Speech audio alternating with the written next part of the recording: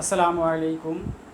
Rotary school and college কর্তৃক আয়োজিত online ক্লাসের পক্ষ থেকে অত্র প্রতিষ্ঠানের নবম শ্রেণীর সব শিক্ষার্থীদের জানাচ্ছি আন্তরিক শুভেচ্ছা। আশা করি তোমরা সবাই ভালো আছো, আমিও তোমাদের দোয়ায় ভালো আছি। বিগত দিনের অনলাইন ক্লাসের ধারাবাহিকতায় আজ আমি তোমাদের সামনে তোমাদের বাংলা প্রথম পত্রেরই একটি অংশ, বাংলা সহপাঠ, মাধ্যমিক বাংলার সহপাঠ, এই সহপাঠ নিয়ে আমি আলোচনা করব। সহপাঠের ভিতর জানো যে তোমরা দুইটি ভাগ আছে, একটি হলো উপন্যাস আর একটি হলো নাটক। তো ইতিপূর্বে আমি উপন্যাস নিয়ে আলোচনা করেছি কয়েকটি ক্লাসই, তো এরপর নাটক নিয়েও আলোচনা করেছি সামান্য অংশ। তো তার পরবর্তী থেকেই আমি নাটকের যে অংশ পর্যন্ত আলোচনা করেছি তারপর থেকে আমি আবার পুনরায় আলোচনা শুরু করছি। আশা করি তোমরা এই ক্লাসটি মনোযোগ সহকারে দেখবা এবং বোঝার চেষ্টা করবা। তো আজকে যে নাটকটি নিয়ে আমরা আলোচনা করতেছি সেই নাটকটির নাম হলো বহিপীর। এই বহিপীর নাটকটি লেখক হলো সৈয়দ অলিউল্লাহ। তো সৈয়দ অলিউল্লাহর পরিচয় সম্পর্কে আমরা অতদূর যেতে পারি না। আজকে সৈয়দ অলিউল্লাহ এবং নাটক বহিপীর এর পরিচিতি সম্পর্কে এবং তাদের কয়েকটি চরিত্র নিয়ে আমরা আজকে আলোচনা করব। যেখানে আলোচনা করতে হবে বহিপীর নাটক ও নাট্যকার পরিচিতি। প্রথমে আমরা বহিপীর নাটকটা কী ও তার নাট্যকার পরিচিতি নিয়ে আলোচনা করব। এরপরে বহিপীরের সারসংক্ষেপ, বহিপীর নাটকের সারসংক্ষেপ এখানে দেওয়া আছে। এরপরে পরবর্তীতে নাটকের কতগুলি চরিত্র আছে। ইতিপূর্বে নাটক কী, নাটকের কী কী অংশগুলি, এগুলি নিয়ে আমরা তোমাদের সামনে আলোচনা করেছি। তো ওই ক্লাসগুলি তোমরা দেখলে ওখান থেকে বুঝতে পারবা। তো কতগুলি চরিত্র থাকে নাটকে, এই চরিত্রগুলি কী কী আছে সেই চরিত্রগুলি নিয়ে, যেমন চরিত্র 1 নম্বরে আছে বহিপীর, 2 নম্বরে তাহেরা, 3 নম্বরে হাশেম আলী, 4 নম্বরে হাতেম আলী, 5 নম্বরে অপ্রধান কিছু চরিত্র আছে যেগুলি এখানে আলোচনায় সংক্ষিপ্ত আলোচনায় আমি নিয়ে আসতে পারবো না। যখন পাঠ বিশ্লেষণে যাব তখন এই অপ্রধান চরিত্রগুলি এসে যাবে। তো আজকের আমি তাইলে আমাদের এই বহিপীর নাটক ও নাট্যকার পরিচিতি নিয়ে আলোচনা করছি। সৈয়দ অলিউল্লাহ 1922 সালের 15ই আগস্ট চট্টগ্রাম জেলায় তিনি জন্মগ্রহণ করেন। তার পিতা সৈয়দ আহমদুল্লাহ ছিলেন সরকারি কর্মকর্তা। সৈয়দ অলিউল্লাহর পিতা ছিলেন সৈয়দ আহমদুল্লাহ, তিনি একজন সরকারি কর্মকর্তা ছিলেন। মা নাসিম আরা খাতুন ছিলেন উচ্চশিক্ষিত ও সংস্কৃতিমনা। তার মাও ছিল কিন্তু উচ্চশিক্ষিত এবং সংস্কৃতিমনা অর্থাৎ এই লেখালেখি এগুলি তিনি খুব পছন্দ করতেন এবং এইগুলি তার মন মানসিকতা ছিল। সৈয়দ অলিউল্লাহ মাত্র 8 বছর বয়সে তিনি তার মাতাকে হারান, অর্থাৎ মাতৃহারা হন। তিনি 1939 সালে কুড়িগ্রাম উচ্চ বিদ্যালয় থেকে তিনি এসএসসি পাশ করেন এবং 1941 সালে তিনি ঢাকা কলেজ থেকে ইন্টারমিডিয়েট অর্থাৎ উচ্চ মাধ্যমিক পরীক্ষায় তিনি উত্তীর্ণ হন। তার আনুষ্ঠানিক ডিগ্রি ছিল বিএ পাস, তিনি বিএ পর্যন্ত লেখাপড়া করছেন। তার পেশা জীবন শুরু হয় দৈনিক স্টেটমেন্ট পত্রিকার সাংবাদিকতা দিয়ে। তিনি পেশায় ছিলেন একজন সাংবাদিক এবং কোন পত্রিকার তিনি সাংবাদিক ছিলেন? স্টেটমেন্ট পত্রিকার সাংবাদিক ছিলেন। মাঝখানে কিছুদিন বেতারেও তিনি চাকরি করছেন। বেতার অর্থাৎ রেডিও বাংলাদেশ বা বর্তমানে বাংলাদেশ বেতার, এতেও তিনি চাকরি করেছেন। তারপর বিদেশে তৎকালীন পাকিস্তান দূতাবাসেও তিনি কাজ করেন। অতঃপর প্যারিসে কাজ করেছেন ইউনেস্কোর সদর দপ্তরে। তিনি ইউনেস্কোর সদর দপ্তরে, জাতিসংঘের একটা অঙ্গ সংস্থা, সেখানেও তিনি প্যারিসে কাজ করেছেন। বাংলাদেশের স্বাধীনতা যুদ্ধ চলাকালে তিনি প্যারিস থেকেই বাংলাদেশের পক্ষে তিনি কাজ করেছেন। তার প্রথম গল্পগ্রন্থ নয়নচারা, নয়নচাঁদ তার একটা বিখ্যাত গল্পগ্রন্থ। তারপর একে একে প্রকাশিত হয় উপন্যাস লাল সালু তার একটা বিখ্যাত উপন্যাস। নাটক বহিপীর, এই যে বহিপীরটা আমরা এখন আলোচনা করতেছি, এই বহিপীর নাটক ওনারই রচনা। তারপর উপন্যাস, আরও একটা উপন্যাস আছে চাঁদের অমাবস্যা, গল্পগ্রন্থ আছে দুই তীর ও অন্যান্য আরও গল্পগ্রন্থ তার আছে। তারপর নাটক আছে আরও তরঙ্গ ভঙ্গ, উপন্যাস আছে আরও একটা কাদো নদী কাদো। তারপর তিনি সাহিত্যকর্মের জন্য তিনি বেশ পুরস্কৃত হয়েছেন, যেরকম PEN পুরস্কার তিনি পেয়েছেন, বাংলা একাডেমি পুরস্কার তিনি পেয়েছেন, আদমজী সাহিত্য পুরস্কারও তিনি পেয়েছেন, 21 সাহিত্য পুরস্কারও তিনি পেয়েছেন। এরপর এগুলো মরণোত্তর পেয়েছেন সাহিত্য পুরস্কার কয়েকটা। এরপর 1971 সালে তিনি প্যারিসে মৃত্যুবরণ করেন। 1971 স্বাধীনের সময় তিনি ওই সময় তিনি প্যারিসে বসে, অর্থাৎ ফ্রান্সের রাজধানী, ওখানে তিনি মৃত্যুবরণ করেন। এই ছিল সৈয়দ অলিউল্লাহর সংক্ষিপ্ত পরিচিতি, নাট্যকারের সংক্ষিপ্ত পরিচয়। এরপর আমরা আসবো বহিপীর নাটকের সারসংক্ষেপ, অর্থাৎ সারমর্মটা। কারণ নাটকটা বেশ বড় আকারে, একটু আমরা যদি এর সারসংক্ষেপ নিয়ে একটু আলোচনাটা মনোযোগ সহকারে শুনি, তাহলে আমরা ওই পাঠ বিশ্লেষণটা খুব সহজেই বুঝতে পারবো। কারণ যখন আমরা সৃজনশীল প্রশ্নগুলির উত্তর করব, তখন পুরা নাটকটা সম্পর্কে আমার একটা ধারণা থাকতে হবে। এই নাটকটা সম্পর্কে একটা ধারণা থাকলে আমি যে কোনো ধরনের প্রশ্ন আমি ঘুরিয়ে ফিরিয়ে লিখতে পারব। এই জন্য আমাকে সারসের সংক্ষেপটাও জানতে হবে, এরপর পুরো গল্পটারই আমি বড় করে এর বিশ্লেষণটাও আমাকে জানতে হবে। তাহলে আমি যে কোনো ধরনের প্রশ্নই হোক তার উত্তর আমি নিজে বানিয়ে করতে পারব। কারণ এখনগুলি প্রশ্নগুলি কমন কোনো প্রশ্ন নাই যে এই প্রশ্নটা গত বছর আসছে, আগামী বছর এই প্রশ্নটা আসবে না, হয়তো পরের বছর আসবে, এরকম কোনো নির্দিষ্ট করে কোনো কাউকে সাজেশন দেওয়া সম্ভব নয়। এখন উদ্দীপক থাকে, তার থেকে প্রশ্ন করা হয়। তো সেগুলি পুরা গল্প, কবিতা বা নাটক, উপন্যাস সম্পর্কে তোমার ধারণা যদি পুরোপুরি না থাকে, তাহলে ওই প্রশ্নগুলি উত্তর করা সম্ভব নয়। এই জন্য তোমাকে সারসংক্ষেপ সহ গল্পটা পুরোপুরি বা উপন্যাসটা বা নাটকটা পুরোপুরি তোমার আয়ত্তে থাকতে হবে, তাহলে তুমি এখান থেকে প্রশ্নগুলি উত্তর করতে খুব সহজেই পারবা। এবার দেখি আমরা তাহলে বহিপীর নাটকের সারসংক্ষেপ। বহিপীর নাটকটি 1960 সালে ঢাকা থেকে প্রথম প্রকাশিত হয়। কত সালে? 1960 সালে ঢাকা থেকে প্রথম প্রকাশিত হয়।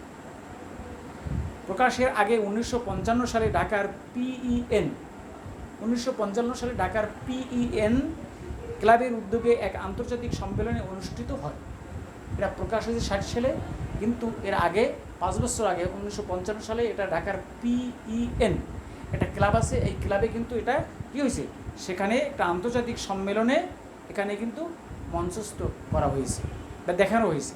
সেখানে বাংলা নাটকের প্রতিযোগিতায় বহিপীর নাটক পুরস্কার লাভ করে। এটা বেশ পুরস্কারও সেখানে লাভ করছে। বহিপীর নাটকের কাহিনী গড়ে উঠেছে এক পীরকে কেন্দ্র করে।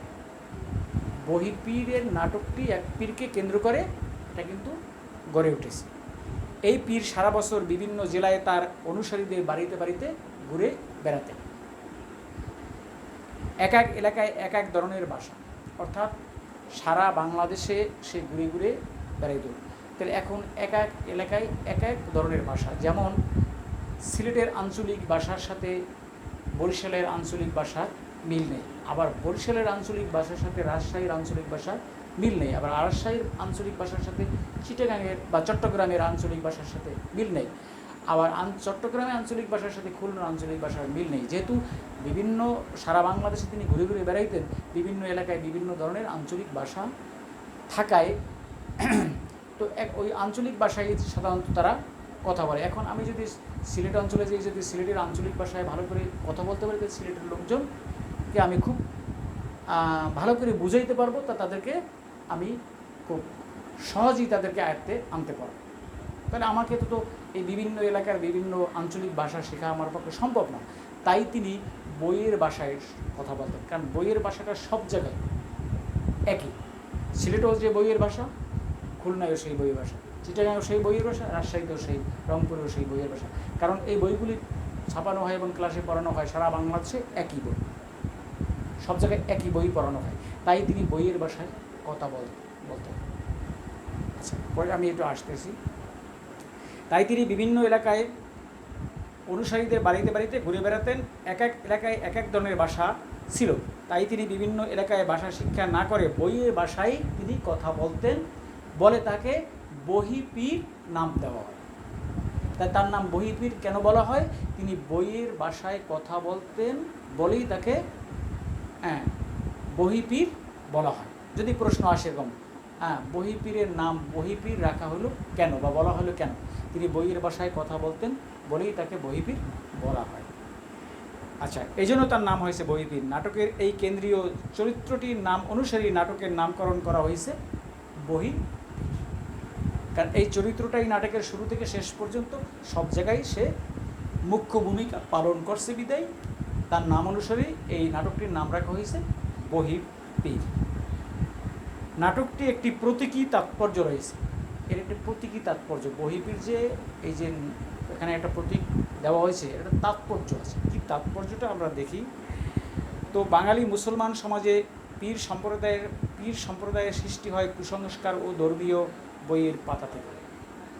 এই যে পীর, এইটা একটা এই যে একটা মানে তোমার পেশা বা একটা নেশা বা এই যে ধারণা, এই সম্প্রদায়, এটা কিন্তু একটা কুসংস্কার থেকে কিন্তু এই বাঙালি সমাজে এসেছে। তো মূলত ইসলাম ধর্মের সুফিবাদী ব্যাখ্যার সূত্র ধরেই এই পীর সমাজের সৃষ্টি। এই হিসেবে তার ধর্মীয় ব্যাখ্যা মাসাইল বইয়ের পাতা থেকেই মানুষের সংস্কারকে পুঁজি করে সমাজে ছড়িয়ে পড়ে। নাট্যকার সৈয়দ অলিউল্লাহর পিতা ছিলেন ম্যাজিস্ট্রেট। পিতার চাকরির বদলির সুবাদেতে তিনি বাংলাদেশের বিভিন্ন অঞ্চলে তিনি বদলি হইতেন এবং সে নিয়োগ পেতেন। সেই সুবাদে তার বাবার সাথে তিনিও বাংলাদেশের বিভিন্ন অঞ্চলে ঘুরতেন, আর ঘুরে ঘুরে সেখানকার সমাজ ব্যবস্থা, সেখানকার মানুষের কৃষ্টি কালচার সব কিছুই তিনি পর্যবেক্ষণ করতেন। তিনি বাঙালি মুসলমান সমাজের তখন জেকে বসা পীর প্রথা কাছ থেকে দেখার সুযোগ পান।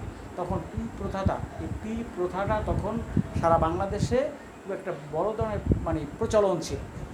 এটাকে মানুষের ধর্মের প্রতি মানুষের শিক্ষা দীক্ষা কম থাকায়, ধর্মীয় হোক আর বর্তমান শিক্ষাই হোক, বিজ্ঞান শিক্ষাই হোক, যে কোনো ধরনের শিক্ষা কম থাকলে মানুষ ওই যেটা বোঝাতে চায় সেইটাই বোঝার চেষ্টা করে। তো এক ধরনের ধর্ম ব্যবসায়ীরা পীর সেজে সাধারণ মানুষদেরকে এই ধর্মের কথা বিভিন্নভাবে বিভিন্ন রকমে বুঝিয়ে তাদের কাছ থেকে বিভিন্ন রকমের ফায়দাও হাসিল করতো। এই ধরনের পীর বেশি ছিল। ভালো হয়তো ছিল কিছু বা আছে এখনও, সেটা ওদিকে নাই গেলাম, কিন্তু ওই সময়টা এই ধরনের কিছু ভণ্ড পীর ছিল যারা এই ধর্মীয় জ্ঞান আমাদের ভিতর না থাকার কারণে আমাদেরকে উল্টাপাল্টা বুঝিয়ে ধর্ম সম্পর্কে তারা আমাদের কাছ থেকে ওই পীর নাম গ্রহণ করে আমাদের কাছ থেকে অনেক ফায়দা তারা লুটে নিত। এই ধরনের একজন পীর তার এই সৈয়দ অলিউল্লাহর মানে সান্নিধ্যে আসায় তার কাছ থেকে তিনি কিছু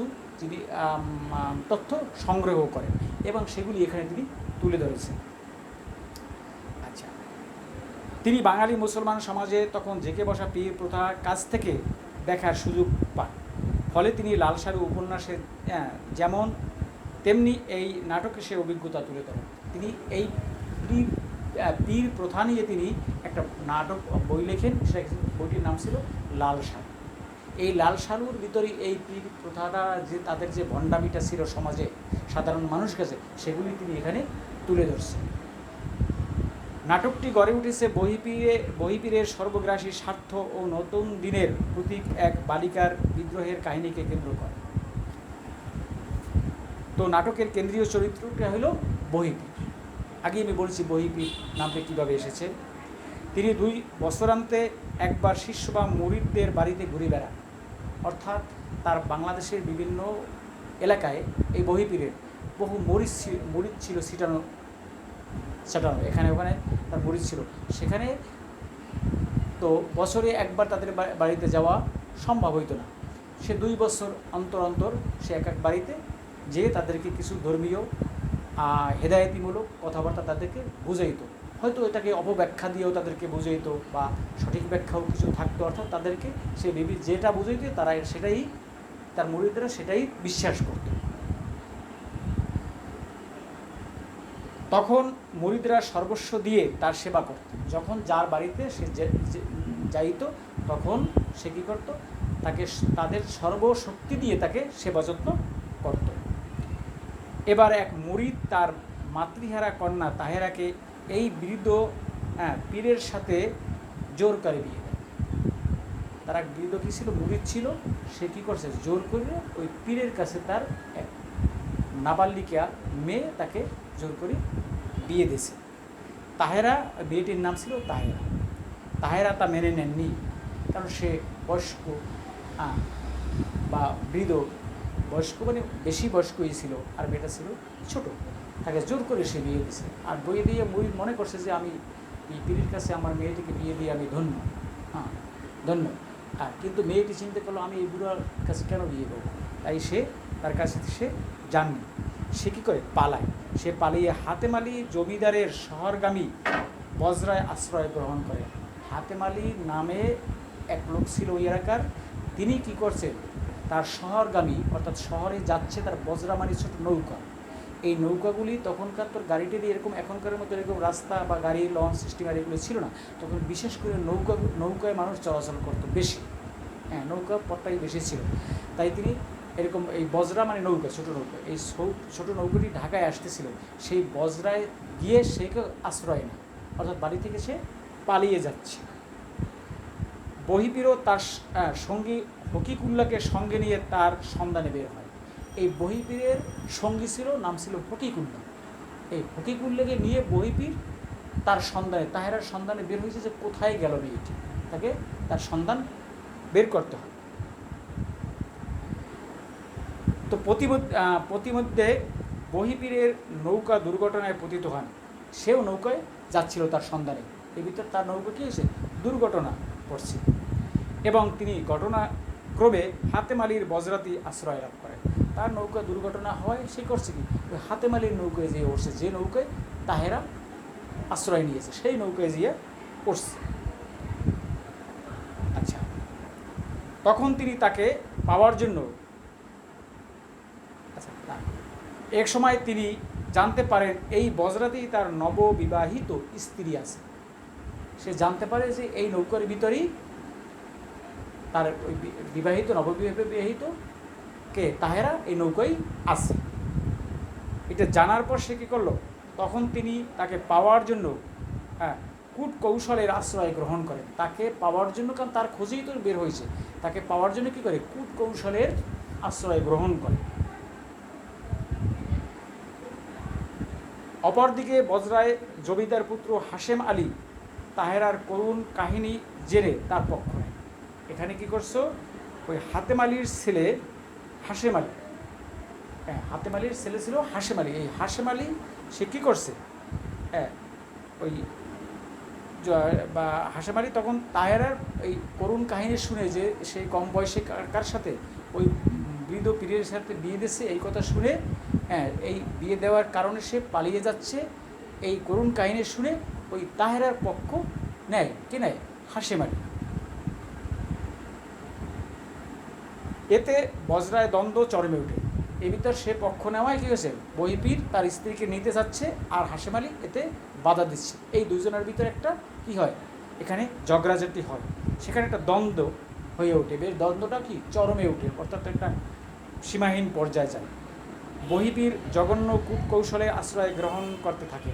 বহিপীর এখানে কী করে, সে বিভিন্ন কৌশল, কারণ সে অত্যন্ত ছিল, তীক্ষ্ণ বুদ্ধির ছিল, কারণ এগুলি মানুষদেরকে ধোঁকাবাজি করা, মানুষদেরকে বুঝেই আনা, এগুলো খুব কঠিন হওয়ার জন্য সে খুব কূটকৌশলী ছিল। এমনকি জমিদারের অসহায়ত্বের সুযোগও গ্রহণ করে, কিন্তু শেষ পর্যন্ত জয়ী হতে পারেন না। তাহেরা ও হাশেম আলী সব বাধার জাল ছিন্ন করে পালিয়ে যায়। বাস্তব পরিস্থিতি বহিপীরও মেনে নেন।